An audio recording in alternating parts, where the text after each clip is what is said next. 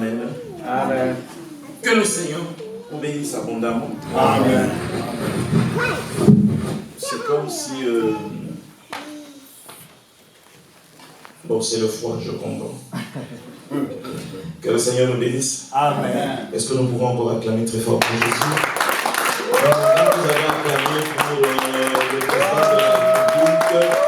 Je que quelqu'un acclame très fort pour son cri de joie.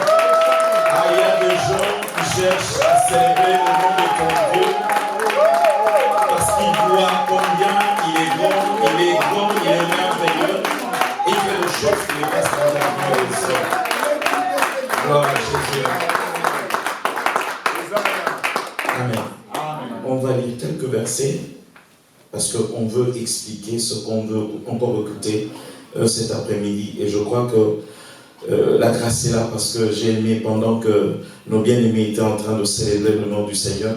Et l'Esprit va encore nous enseigner cet après-midi et briser le chêne parce que l'onction brise le chêne. Amen. Amen. Je vois des gens sortir de la prison. Amen. Amen. Amen. Je vois des gens sortir de ténèbres. Amen.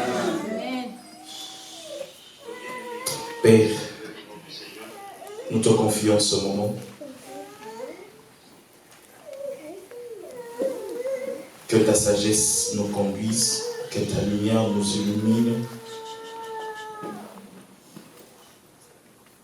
Que tu accomplisses le dessein que tu as formé dès les temps anciens pour mon frère et ma soeur qui est venu en ces lieux, non pas pour écouter un homme, mais pour t'écouter, parce que la Bible déclare l'onction enseigne toutes choses. Merci pour ta présence et merci pour les bénédictions qui vont accompagner ce message. Toute la gloire à toi, au nom de Jésus. Nous avons ainsi prié, nous disons Amen. Amen. Nous avons commencé notre enseignement depuis plus de 2 semaines. Et là, nous parlons sur un thème que nous avons tiré de 3 Jean, le chapitre 1er, le verset 2. Et nous avons intitulé cela « La prospérité à tous égards ».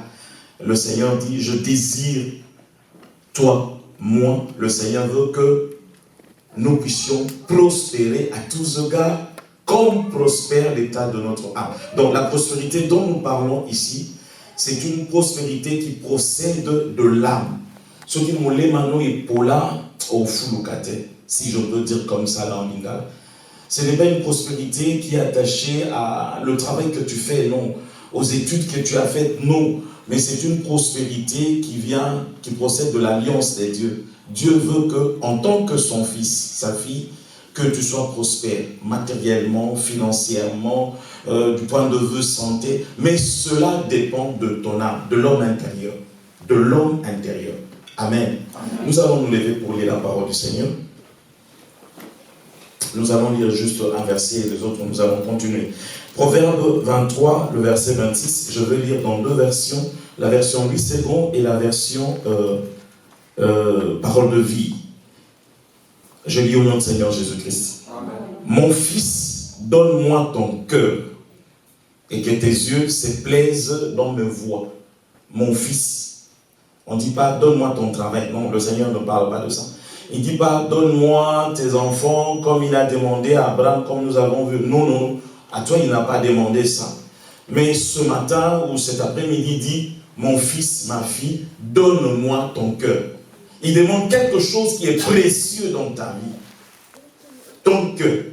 Et une fois, je lisais la parole, le malin dit à propos de Job, Job peut te donner le bien. Tu peux prendre le bien, ça passe. Tu prends les enfants, ça passe. Mais si tu touches à sa vie, non, là, ça ne marchera pas. Parce qu'un homme peut tout pour sa vie, pour se sauver, pour lui-même, il peut même sacrifier les enfants. On le voit avec ceux qui font l'occultisme, mais sa propre vie. Il sacrifie les enfants, la femme, pour avoir beaucoup de richesses.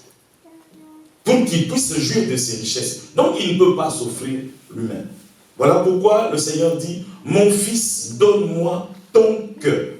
Et dans la version parole de vie, il dit, mon fils, aie confiance en moi et suis mon exemple avec joie. Amen. Amen. Nous allons nous mettre. La prospérité à tous égards. Il y a mon bimba, il y a un c'est le deuxième principe que nous voyons après le principe de la consécration. Et nous n'allons pas revenir là-dessus. Le temps nous a imparti est court. Mais les gens qui étaient là, ceux qui nous ont suivis, ont compris qu'est-ce qu'on a voulu parler quand nous avons dit parler sur la consécration. Et dernièrement, nous avons vu combien Abraham est monté pour sacrifier son fils. Ah, c'était merveilleux. Et quand il arrive là-bas, là où il devait sacrifier, au lieu de son fils, on lui a montré le bélier, voir le bélier. On ne peut pas voir le bélier quand on n'est pas consacré. Et son fils, quand il montait, il dit, Père, il y a le feu, il y a le bois, mais le sacrifice. Et nous avons dit que il n'y a pas où Dieu ne peut pas agréer ton offrande s'il n'y a pas du bois. Si je rentre encore là-bas, on va passer tout le temps. Amen. Que le Seigneur vous bénisse, ceux qui étaient là, et ceux qui n'étaient pas là peuvent demander un peu à ceux qui étaient là, c'était au fait quoi? En fait, aujourd'hui, nous voyons le deuxième principe pour que vous puissiez vous épanouir. À tous égards, nous avons dit, il faudrait que le premier principe, c'est qu'est-ce que je dis encore? La consécration. La consécration, merci. Et le deuxième principe, c'est le dévouement. Et le dévouement, c'est le synonyme, quand j'ai usé dans la Bible, le dictionnaire français, c'est le synonyme de fidélité, attachement, dépendance. Et les dévouements, j'ai vu encore dans les dictionnaires, on nous dit c'est l'action de sacrifier sa vie, ses intérêts à quelqu'un, à une cause. Donc c'est dévouer, c'est sacrifier sa vie, ses intérêts pour autrui. Mes intérêts, ma vie, je le sacrifie pour quelqu'un d'autre. C'est ça, c'est dévoué. Je deviens dépendant de cette personne-là. Et quand un homme, on dit qu'un homme ou un objet est dévoué, c'est-à-dire c'est une personne qui est disposée à tout faire pour être utile et agréable à quelqu'un. Et en ce qui concerne, nous, le chrétien, nous disons que nous sommes disposés. Est-ce que nous sommes disposés réellement à tout faire pour être agréable au Seigneur Jésus-Christ? Le dévouement. Est-ce que tu es disposé? Mon frère Patrick, est-ce que tu es disposé? Au-delà de tout. Je vois ici le boulot, on dit time is money. Le boulot, non, on doit être au boulot. On se sacrifie parce qu'on sait que quand il n'y a rien, on ne sait pas payer les billes, on ne sait pas. Mais est-ce qu'on peut aussi dire que je suis disposé, je suis prêt à me consacrer pour celui que je prie, je chante, je viens d'adorer, je dis, il est mon Seigneur. Quand nous lisons la Bible dans le livre de Proverbes, le chapitre 51, 18 à 19, mais avant d'y arriver, nous devons comprendre une chose, que quand notre cœur, nous offrons quelque chose à Dieu, mais le cœur n'y est pas, Dieu ne prend pas plaisir en ça. Je dis, je donne à Dieu telle chose, mais mon cœur n'y est pas. Nous avons vu le Seigneur donner un exemple. Il dit, on était en train de donner des offrandes. Je prends l'exemple des offrandes. Et les gens sont venus, ils ont donné beaucoup d'argent, beaucoup. Et une femme a donné juste quelques pièces. Mais le Seigneur, en regardant, il dit, cette femme a donné plus que tout ce monde qui était venu. Les autres ont donné leur superflu, mais elle a donné ce qui était nécessaire. Voilà pourquoi je dis ce matin ou cet après-midi que quand tu offres à Dieu quelque chose, sans que ton cœur n'y prenne plaisir, tu passes à côté. Dieu ne le voit même pas. Amen. Mais par contre, quand votre cœur est disposé à agir selon le voie du Seigneur, alors votre offrande devient acceptable. Amen. Je donne, c'était tout ce que j'avais. On va essayer d'étayer cela au travers des exemples. Et quand je lis 51, psaume 51, 18 à 19, c'est un psaume que David a écrit, c'était après que le prophète Nathan soit venu chez lui pour lui dire, David, tu avais toutes les femmes de ce royaume. Oui. Ah là, je parle aux gens qui aiment encore passer à côté. Ah, je n'ai rien dit, je n'ai cité le nom de personne. Continue. Mais dont les yeux ne sont pas encore fatigués à regarder à gauche et à droite. Vraiment. Tu avais toutes les femmes à ta disposition. Mais pourquoi tu es parti chercher la femme de ton militaire? Et David dit dans Psaume 51, le verset 18-19, je lis, non, tu ne veux pas de sacrifice. Même si j'offre un animal entier, il ne te fera pas plaisir. Mon sacrifice au Dieu, c'est moi-même avec un orgueil brisé. Est-ce que vous comprenez quand le Seigneur dit, mon fils, donne-moi ton cœur. Il n'a pas besoin que tu lui donnes, je ne sais pas moi, une maison de bélier. Non. Il dit, est-ce que ton cœur m'appartient? Est-ce que j'ai une place dans ton cœur? Voilà pourquoi David, après qu'il ait reçu Nathan, qui lui a dit, mais Dieu m'envoie te dire pourquoi tu agis de la sorte. David, touché dans son cœur, il dit, ah, Seigneur, tu ne veux pas de sacrifice. Maintenant là, dans l'état où je me trouve, tout ce dont tu as besoin, c'est un cœur brisé, mon orgueil brisé. Et il continue en disant, tu ne refuses pas de regarder un cœur complètement brisé. Voilà pourquoi nous disons qu'un serviteur dévoué, quelqu'un qui est dévoué, c'est quelqu'un qui a compris que Dieu, la plus grande chose que Dieu cherche dans sa vie, ce n'est pas ce qu'il peut donner. Voilà pourquoi Abraham, quand il est parti voir le Seigneur, quand il a dit « Donne-moi ton fils », il n'a pas consulté sa femme. C'est vrai, il faut dire tout à sa femme. Et l'autre jour, nous avons dit, il y a des choses que vous devez examiner pour dire, est-ce que Dieu m'a donné l'autorisation d'en parler à ma femme? Parce que si ta femme, elle est cupide, elle est avare, il y a des choses qui ne passeront pas. Tout pour elle, mais rien pour peut-être pour toi-même. Et même rien pour le Seigneur qui vous donne des enfants, qui vous donne tout ce que vous avez. Amen. Amen. Amen. David a compris cela, et c'était juste pour appuyer ce que nous venons de dire, que le Seigneur veut un cœur. Et ce cœur-là, c'est toi. Et quand nous parlons d'un cœur, nous parlons d'un cœur brisé, un cœur disposé à suivre le Seigneur, à écouter la voix du Seigneur, à faire tout ce que le Seigneur dit de faire. Et nous voyons, Jésus, le Seigneur, était dévoué à son Père. Il dit, je ne fais que ce que j'ai entendu, ce que j'ai vu. Je ne fais pas autre chose. Alors qu'il avait le pouvoir de faire quoi que ce soit. Il était le maître. Mais il a dit, je ne fais rien. Seulement ce que j'ai vu faire au ciel. Et quand toi tu fais des choses, tu le fais selon qui? Selon quel enseignement? Selon quel principe? Et nous lisons dans Jean 12, 24, 26, Jésus, pour appuyer ce qu'il était en train de faire, qu'il était un serviteur dévoué, il dit ceci. Jean 12, 24, 26, il dit ceci. Oui, je vous le dis, c'est la vérité. Le grain de blé tombé dans la terre doit mourir, sinon il reste seul.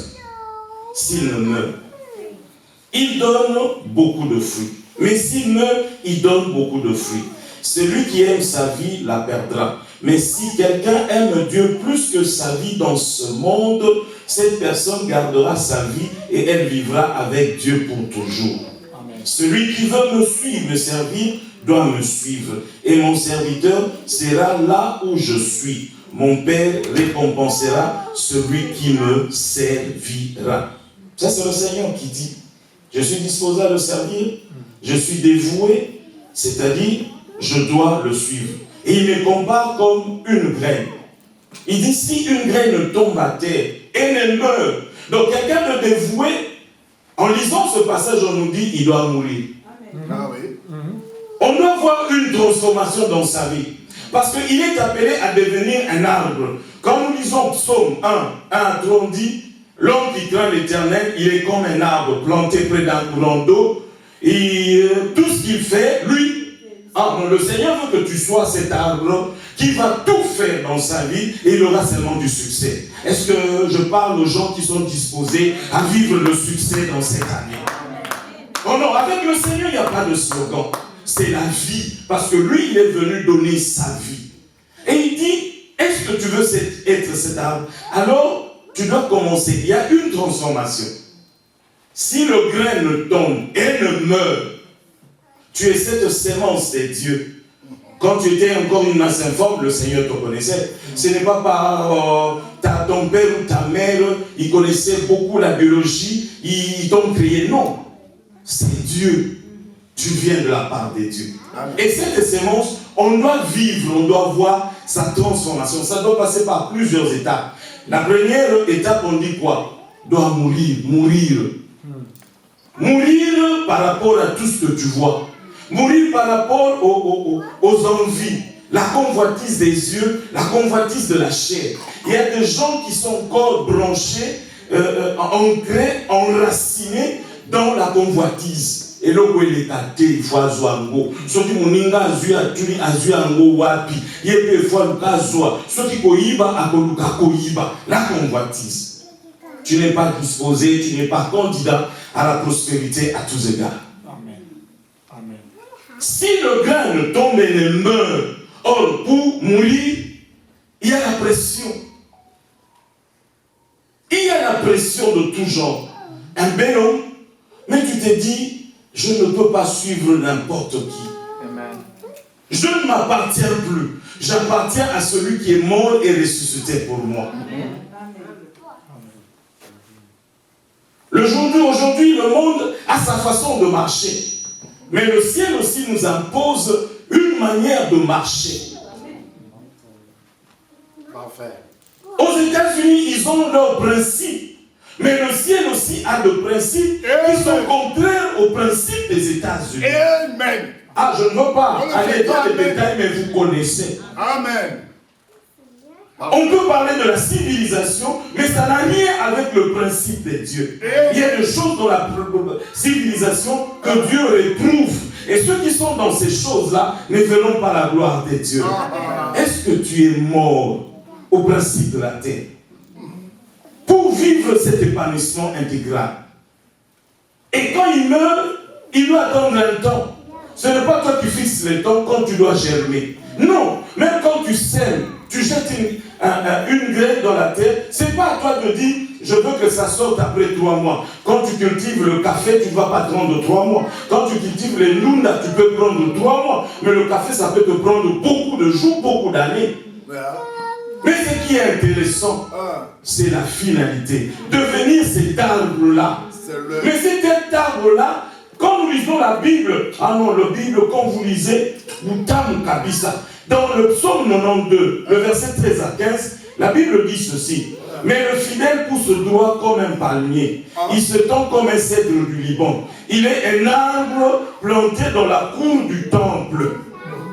Donc cet arbre-là, on ne le trouve pas n'importe où. On la trouve dans la présence de Dieu.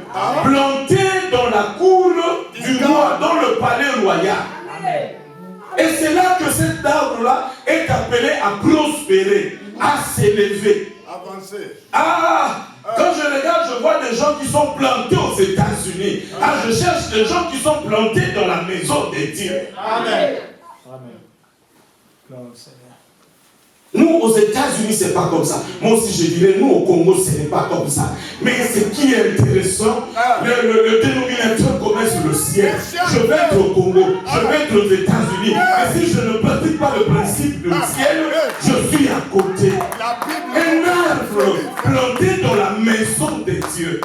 Donc, dans la présence de Dieu. Amen. Il grandit dans la présence de Dieu. Laisse-moi te dire, quand tu grandis dans la présence de Dieu, il y a croissance. Quand tu grandis dans la présence de Dieu, il y a élévation. Quand tu grandis dans la présence de Dieu, il y a des choses qui se passent qui vont dire aux gens, waouh, ça c'est le doigt de Dieu. Amen. cette présence, même celui qui est faible, il dit je suis fort. Dans cette présence, même les femmes qui n'avaient pas de enfants, les stériles enfantent. Ah, que le Seigneur te bénisse.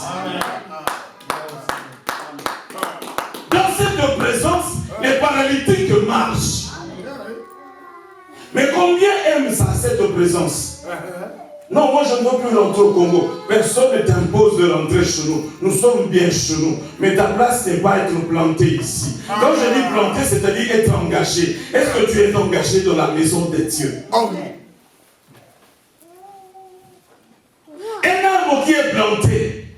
Je passe aujourd'hui, je vois cet arbre. Je passe une semaine plus tard, je verrai toujours cet arbre-là. Au même endroit. Mais aujourd'hui, toi, tu te promènes ici et là. Au gré des enseignements que tu es en train d'écouter. Ah non, j'ai entendu un pasteur, un prédicateur puissant. Mais est-ce que son message, c'est le message qui vient du ciel, c'est le message qui apporte les principes du ciel, qui vient pour baliser le chemin? Parce que quand on écoute un message, ce n'est pas pour qu'un homme puisse se réjouir, mais c'est pour baliser le chemin, pour que le Seigneur puisse passer, entrer dans nos cœurs et accomplir ses desseins. Parfait.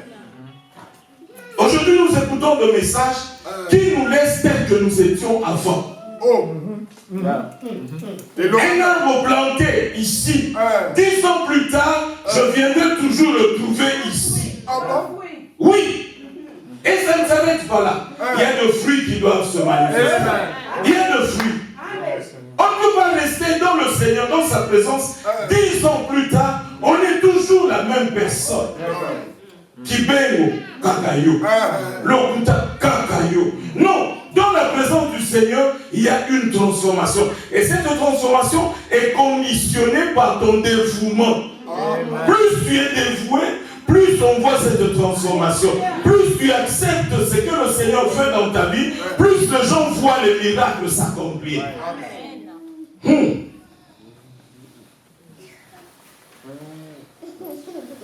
Le Seigneur est bon. Amen. Pendant que j'étais en train de méditer, il y a une histoire qui m'est venue en tête. Un roi veut donner sa fille en mariage. Il appelle tous les jeunes du village en leur disant celui qui va faire germer ses grains, je ne sais pas, c'était de maïs, il aura ma fille en mariage. Ah, c'était juste ça. Devenir le gendre du roi, qui peut refuser? Le gendre du roi. Hein? Tout ce qui est au roi t'appartient. Et il donne le grain au jeune homme. Il dit, allez, prenez le pot, semez là-dedans, et après 1 mois ou 2 mois, revenez me montrer si ça pousse ou ça ne pousse pas. Et tous les jeunes gens sont partis. 1 mois plus tard, ils sont revenus. Chacun avec son pot, et un arbre avait poussé. Mais l'autre est venu, avec son pot, il n'y avait rien du tout. Oh, ses amis le regardaient, mais toi là, on t'a donné un grain, pourquoi ça ne pousse pas? Il dit, mais ça n'a pas poussé. Vous voulez que je change? Il y a des gens qui fabriquent aujourd'hui des miracles au nom du Seigneur Jésus. Ah oui. Il y a des gens qui fabriquent aujourd'hui de prospérité au nom de Jésus. Non, non, non, non, non, non, non, non. Il ne fait suivre sa bénédiction d'aucun chagrin. Moi, je dis toujours aux gens, le temps répond au temps. Laissons passer le temps. Nous verrons si la chose était de Dieu ou la chose ne procédait pas de Dieu. Aïe, aïe, aïe, aïe, aïe. On regarde, toi tu as, oui, ça produit, ok, passe là. Mais finalement, sur 100, il y avait 99 qui avaient le plan. Et l'autre se présente avec son pot, il n'y avait rien. Il dit, toi, jeune homme, qu'est-ce que tu as fait du grain? Il dit, oui, roi, je l'ai fait comme vous avez dit, mais ça n'a pas poussé. Il dit, c'est à toi que je veux donner, moi, ma fille. Vous savez pourquoi? Le roi avait pris le grain, il les avait bouillis. Donc, un grain qui était bouilli, comment ça peut encore pousser? Ah, il y a des gens qui fabriquent des choses parce que tu n'as plus cette graine-là. On t'a déjà bouilli quelque part et tu viens nous montrer une prospérité qui ne vient pas de Dieu. Nous voulons de prospérité authentique. Quand on regarde, après autant d'années, le Seigneur l'a visité. Nous pouvons confirmer et nous pouvons allons célébrer le Seigneur avec toi. Amen. David dit, je désire vivre éternellement dans la maison de l'Éternel tout le jour de ma vie. Psaume 23. L'Éternel est mon berger, je ne manquerai de rien. À la fin, il dit quoi? Tout le jour de mon existence, je désire demeurer dans la maison. Le roi, il a compris que ce n'est pas sa royauté. C'est pas sa royauté. Tu veux devenir quelqu'un aux États-Unis, demeure dans la présence du Seigneur. Loin de cabane. Loin de faux fuyants, non, rien de tout ce qui ne glorifie pas le nom du Seigneur Jésus. Amen. Jésus est venu, il n'avait pas où passer, mettre la tête. Parce que nous disons que cet arbre doit prospérer, doit être planté dans la maison de Dieu. Jésus est venu, il a dit, il n'a ni où poser sa tête. Il est venu vers le sien, mais le sien ne l'ont pas reçu. Mais à tous ceux qui l'ont reçu, il a donné le pouvoir de devenir enfant de Dieu. Qui l'a reçu? Et ceux qui le suivaient, il leur a dit, je n'ai pas de maison où poser ma tête. Mais il y avait plus que ça. Il cherchait une maison, ton cœur. Amen. Si quelqu'un entend ma voix et m'ouvre la porte, j'entrerai chez lui, je souperai avec lui et lui avec moi. Donc le Seigneur veut demeurer en toi. Aujourd'hui, ce palais dont nous parlons, ce n'est pas là-bas. Ce palais, c'est en toi. Amen. Le Seigneur veut que tu le gardes dans son cœur, dans ton cœur. Qu'il soit là présent. On ne sait pas qu'il n'est pas au ciel. Il est en toi, il vit en toi. Mais oui. En dehors, quand nous allons sortir d'ici, le diable viendra parce qu'il rôde comme un lion rugissant. Il va te souffler à l'oreille. Aux apéyayat, salabouille. Mais le Seigneur qui habite en toi, est-ce que tu es planté? Ezali kambaba tumibale, yonaye. Ezali kamomem la pasteur. Amen. Amen. Il vit en toi. Il veut se glorifier dans ta vie. Voilà pourquoi nous disons simplement que le dévouement rend votre vie fertile et fructueuse. Amen. Par rapport à la consécration dont nous avons parlé, la consécration vous donne une place au ciel. Mais le dévouement vous fait distinguer sur la terre. Il y a un terrain à gagner. Mais sur la terre, le Seigneur veut que tu sois distingué. Et ça, c'est par ton dévouement. Tu es mort au monde et tu vis ta vie en Jésus. Amen.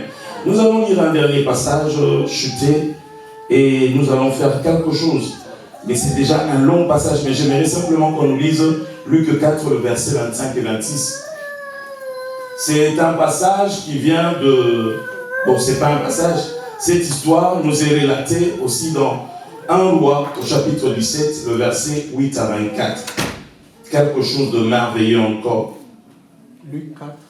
Luc 4, le verset 25 à 26. Ah, heureux ceux qui habitent la maison de l'Éternel et qui placent en lui leur appui. Je lis Luc. Oui, le chapitre 4e, le verset 25 et 26. 25, 26. Je vous l'ai dit en vérité, il y avait plusieurs veuves en Israël du temps d'Élie. Écoutez bien. Lorsque le ciel fit fermer 3 ans et 6 mois, et qu'il y eut une grande famine sur toute la terre. Et cependant, Élie ne fut envoyé vers aucune d'elles, si ce n'est vers une femme veuve à Sarepta, dans le pays de Sidon. Amen. Amen. Je explique parce que je comprends que tu n'as pas compris comme moi j'ai compris. La Bible dit, c'est notre bien-aimé Luc qui nous le raconte. Au temps d'Élie, il y avait une famine dans tout le pays. Une grande famine. Élie, le prophète, à cette époque-là, ne fut pas envoyé chez les veuves qui se trouvaient en Israël. Mais Élie fut envoyé à Sarepta, dans le pays de Sidon. qui n'étaient pas Israéliens, à l'extérieur, en dehors d'Israël. Or, Jésus est venu pour les Juifs. Élie, c'était un prophète envoyé pour les Juifs. Mais la Bible nous dit, Élie, pendant la famine qui sévissait, et en Israël, dans tout le pays, et même à Sidon, ne fut pas envoyé chez tout ce monde-là. C'est comme je pourrais encore dire, il y avait plusieurs lépreux. Mais le prophète n'a pas été envoyé chez tous les lépreux. Naaman était une exception. Tu peux prétendre être dans le Seigneur, mais pour le Seigneur, tu n'as pas de part avec lui. Cette femme, si nous lisons 1 Roi, le chapitre 17, à partir du verset 8 et 24, souvenez-moi bien, c'est là où nous chutons. Il y avait la famille. Le Seigneur dit à Élie, le Seigneur n'a pas parlé à cette veuve.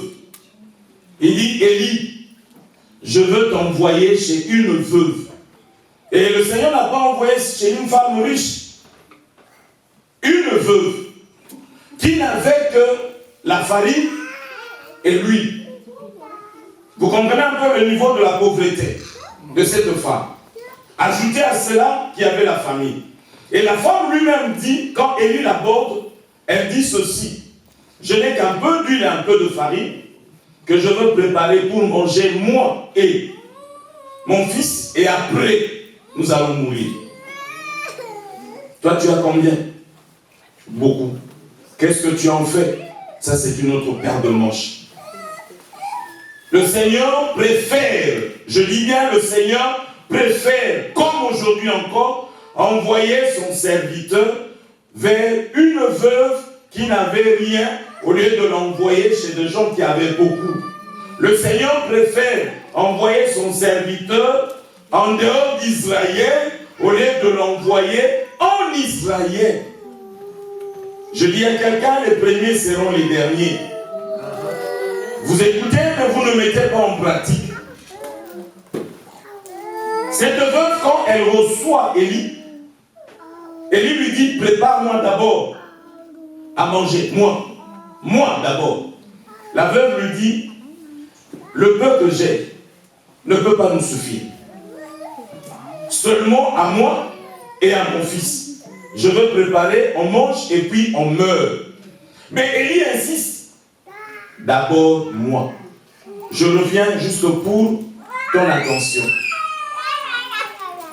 Le Seigneur n'a pas parlé à cette veuve. Si vous lisez la Bible, nulle part. Mais le Seigneur dit à Élie, va chez la veuve. Je lui ai donné des instructions. Quand quelqu'un est disposé, quand quelqu'un il est dévoué, il est disposé. Son cœur est disposé à obéir. Son cœur est disposé à obéir. Mais quand nous lisons Luc, la Bible dit, cette femme a nourri Élie un jour. Mais pendant tout le 3 ans et demi de sécheresse, c'est Élie qui a nourri cette femme. Est-ce que quelqu'un peut dire Amen avec moi? Cette femme n'avait que la nourriture d'un jour. Mais le Seigneur, qui est le maître de tout, en a pour ta vie, en a pour tes enfants, en a pour les enfants de tes enfants, en a... Amen. Élie a nourri cette femme pendant 3 ans et demi. Alors nous allons dire, qui a nourri l'autre? C'est la femme ou c'est Élie? Et aujourd'hui, je vous dis, il y a plus qu'Élie. Amen. Le Seigneur Jésus-Christ. Il est capable, parce que le riche qu'il était, il s'est fait pauvre. Mais le problème ne s'arrête pas là. Et la femme était dévouée. Dieu ne lui a pas dit. Personne ne peut me prouver, en lisant dans la parole, c'est ici que Dieu lui a parlé. Mais cette femme était disposée. Bien qu'elle n'étant pas d'Israël, mais elle était plantée dans la présence de Dieu. Son cœur était disposé. Est-ce que ton cœur est disposé à écouter, à obéir à Dieu? Le plus grand, ce n'est pas ça. Après, ils ont commencé à manger un jour le fils de cette femme tombe malade. Et le fils meurt. Ah, c'est ça, ce qui est merveilleux.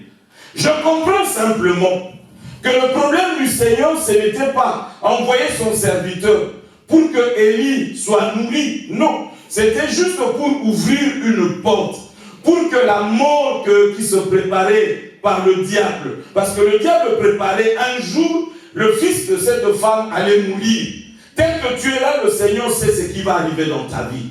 Et voilà pourquoi le Seigneur précède le malheur en t'envoyant sa parole. Il leur envoya sa parole et sa parole les guérit tous. Cette femme a reçu cette parole. En recevant la parole, bien qu'elle a donné quelque chose, mais je viens de vous montrer que ce n'est pas elle qui a donné, mais c'est le Seigneur qui lui a donné. Mais en plus de ça, la mort est venue frapper dans sa maison. Mais comme il avait reçu celui qui donne plus que le pain, celui qui donne la vie était déjà dans cette maison, la vie habitait déjà dans cette maison, et c'est comme ça que quand la mort est venue, la mort est venue, la vie l'a croisé et lui a dit, tu n'as pas de place dans cette maison. Est-ce que quelqu'un le comprend? Si la femme n'avait pas reçu l'homme de Dieu, elle allait perdre son fils, elle allait devenir veuve, et qu'il n'a personne comme soutien. Mais comme elle a reçu l'homme de Dieu, elle a reçu la parole, elle a obéi à cette voix. Nous avons dit, nulle part Dieu lui a parlé comme ça, mais dans son cœur, elle était disposée, elle a reçu la vie dans sa maison. La vie, elle était là. Est-ce que quand tu comprends que quand tu reçois la parole de Dieu, il y a un mystère qui se passe. Il envoie ses anges camper. Parce que la Bible dit, l'ange de l'Éternel campe. Mais ils vont camper comment? Si toi tu n'as pas reçu cette parole. À ceux qui l'ont reçu, à ceux qui croient en son nom, il a donné le pouvoir. Quand tu reçois cette parole, tu as le pouvoir. Quand la mort se présentera, quand la famine se présentera, tu as le pouvoir, la capacité de dire, je suis au-dessus de vous parce que je fais partie du royaume. Je suis fils du royaume, je suis sacrificateur du royaume, je suis un roi. La famine n'a pas de part, n'a pas de place. La mort n'a pas de place dans cette maison. Et cette parole sera puissante, s'accomplira parce que tu as reçu le Seigneur dans ta maison. Amen. Amen. Est-ce que quelqu'un me comprend? Amen. Ce soir, nous voulons faire quelque chose. Après avoir écouté cette parole, quelqu'un qui est disposé ne focalise pas son attention sur le bien matériel. Abraham, en donnant à Dieu, il est devenu encore beaucoup plus riche. Le Seigneur dit, parce que tu ne m'as pas refusé ton unique, il a accepté de donner son Isaac. Je ne viens pas demander à quelqu'un de l'argent ce soir. Ce n'est pas ça dans ma tête. Quelqu'un qui connaît le Seigneur, qui est dévoué, monte au-dessus de biens matériels. Il n'est pas à la recherche de la joie, il n'est pas à la recherche du bonheur, mais le bonheur, la joie le suivront. Parce que ce sont des choses que Dieu a à préparer pour nous. Nous ne cherchons pas l'argent, l'argent est là pour nous servir. Le bonheur, là, voilà pourquoi dans le livre de Psaume 23, on dit le bonheur et la grâce m'accompagneront tout le jour de ma vie. Je ne cherche pas ces choses. Ces choses connaissent mon adresse. Que je sois à Kinshasa, que je sois à Minnesota, même dans le désert, on connaît mon adresse. Voilà pourquoi j'ai dit tantôt, est-ce que tu es planté aux États-Unis ou tu es planté dans la présence de Dieu? On peut regarder aux États-Unis, on ne te voit pas. Parce que le Seigneur ne regarde pas aux États-Unis. Il regarde ceux qui sont dans sa présence quand il veut bénir. Est-ce que tu es dans la présence de Dieu? Être dans la présence de Dieu, c'est avoir un cœur disposé. Cette femme n'était pas d'Israël, elle était de Sidon. Mais elle a entendu la voix de Dieu au travers l'homme de Dieu. Heureux ceux qui écoutent les sons de la trompette. Ils marchent à la clarté de la face de Dieu. Le son de la trompette, c'est ce que je suis en train maintenant de sonner. Est-ce que quelqu'un entend cette voix? L'autre jour, j'ai entendu le pasteur dire, nous allons organiser une grande action. Et ça nous demande de l'argent, beaucoup d'argent. Waouh! Beaucoup d'argent. Déjà, quand on dit beaucoup d'argent, ça nous fait déjà peur. Et je crois qu'il a dit, c'était 3700. 4500. 4500. 4500. 4500. C'est un chiffre. C'est un chiffre. 4, 5 avec 2 zéros. 4, 5 avec 2 zéros. Mais cet argent, ce n'est pas pour que l'homme de Dieu le mette dans sa poche, mais c'est pour servir le Seigneur. Je dis ceci. Je ne suis pas venu demander de l'argent. Mais le Seigneur dit, comme nous l'avons commencé, mon fils, donne-moi ton cœur. Quand tu donnes ton cœur à Jésus, tu ne regardes pas aux dépenses que tu fais. Surtout que tu le fais pour le Seigneur. Je sais que quand tu sors, tu veux te faire plaisir. Tu veux acheter un nouvel habit. Tu ne regardes pas la dépense. Mais ce n'est pas ça mon propos. Je veux simplement que tu regardes maintenant que le Seigneur en a besoin. Quand il est arrivé, il a dit, allez me préparer une place. Vous allez voir un anneau attaché. Si on vous demande, où est-ce que vous l'amenez, dites, le Seigneur en a besoin parce que tout lui appartient. 4500. C'est un gros montant. Mais devant le Seigneur, ce n'est pas aussi gros. Les minutes qui me sont imparties sont déjà épuisées. Je voulais juste lancer un appel. La veuve, je peux multiplier les exemples. Une femme de bonne vie, la Sunamite, dans 2 Rois 4:8, elle a reçu Élisée. Et un jour, Élisée dit, qu'est-ce qu'on doit faire à cet homme? Il demande à son serviteur, est-ce qu'on peut parler à lui, au roi, frère Gérès? Aujourd'hui, je dis, est-ce qu'on peut parler au frère, du frère Gérès auprès du président des États-Unis? Ah, il va sauter, il dit, ouais, comme j'ai vu, on a montré l'image un musicien du Congo, quand le président de la France est venu, il a reçu à Banda, une commune là-bas, et tout le monde. Donc, je me suis même dit que aujourd'hui, là, parmi les musiciens, personne ne peut lui faire face parce que lui, il a amené le président à Banda pour prendre la bière. Est-ce que vous comprenez un peu ça?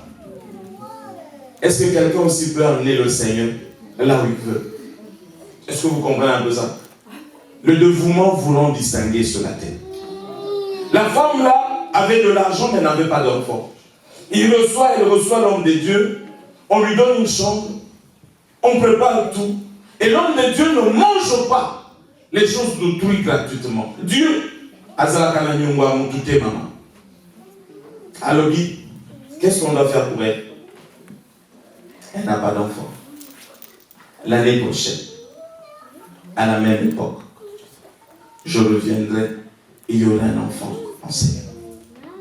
Amen. Est-ce que quelqu'un veut prendre cet engagement de nous donner tout ça? Parce que vous dites toujours que c'est ici où on fabrique les dollars. Si c'est au Congo, j'allais dire ce n'est pas chez nous, mais ici on fabrique. C'est ici la banque nationale. Est-ce qu'il y a 2 personnes qui peuvent nous donner? Est-ce qu'il y a 3 personnes qui peuvent nous le donner? S'engager même. Je ne sais pas. Non, le pasteur disait que l'événement aura lieu au mois de juillet. 2 mois. Donc nous avons encore 4 mois, 5 mois pour nous préparer. Est-ce qu'il y a quelqu'un qui peut s'engager? Si dans la salle, il y a des gens qui veulent s'engager, je veux prier mon bien-aimé Gérès. Vous levez simplement le doigt là où vous êtes, et comme ça le frère peut passer, vous lui dites, moi je m'engage à donner autant. Parce qu'il y a des gens qui ne veulent pas qu'on le voit devant la télé, sinon ces images qui passent partout, il y aura des coups de fil pour dire, tout le monde a qui opé ce qui n'a de la bichotte. Ils ne savent pas que vous êtes en train de préparer même l'avenir de vos enfants. Je vois une personne lever la main. Quelqu'un qui veut s'engager à servir le Seigneur avec ce qu'il a.